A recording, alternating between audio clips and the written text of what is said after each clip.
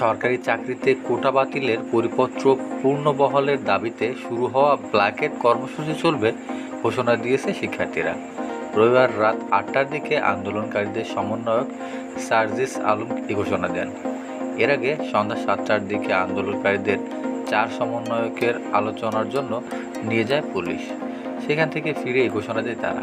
এছাড়া আন্দোলনে কোনো ধরনের বাধা দেওয়ার চেষ্টা হলে তীব্র প্রতিরোধ গড়ে তোলা হবে বলেও হুঁশিয়ারি দেওয়া হয়। সমন্বয়ক সার্জিস আলম বলেন, কোটা সংবিধানে বাধ্যতামূলক নয়, এটি দিতে বাধ্য করা সংবিধান বিরোধী। প্রধানমন্ত্রী বলেছে এই আন্দোলন যৌক্তিক নয়। বঙ্গবন্ধুর পাশে কিন্তু মোশতাক ছিল। আমাদের সন্দেহ মাননীয় প্রধানমন্ত্রীর পাশে কিছু মোশতাক আছে। আমাদের প্রাণের দাবিগুলো তার কাছে পৌঁছে দিচ্ছে না।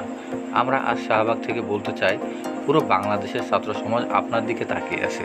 আপনি সংবিধান অনুসারে কোটা বিলুপ্ত করুন। পিছিয়ে পড়াদের জন্য কিছু কোটা থাকতে পারে। যেদিন আমাদের দাবি আদায় হবে সেদিন আমরা পড়ার টেবিলে ফিরে যাব। আরেক সমন্বয়ক হাসনাত আবদুল্লাহ বলেন, আগামীকাল থেকে আমাদের এক দাবি।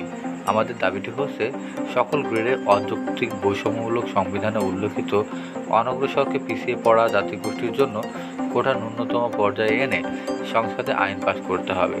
আগামী দিনের কর্মসূচির বিষয়ে নাহিদ বলেন, আমাদের বলা হচ্ছে এটা আদালতের বিষয়। ৫০ বছর অপেক্ষা করেছি। আমাদের দাবি যদি যৌক্তিক মনে না হয় তাহলে আপনারা কোটা ১০০% করে দেন।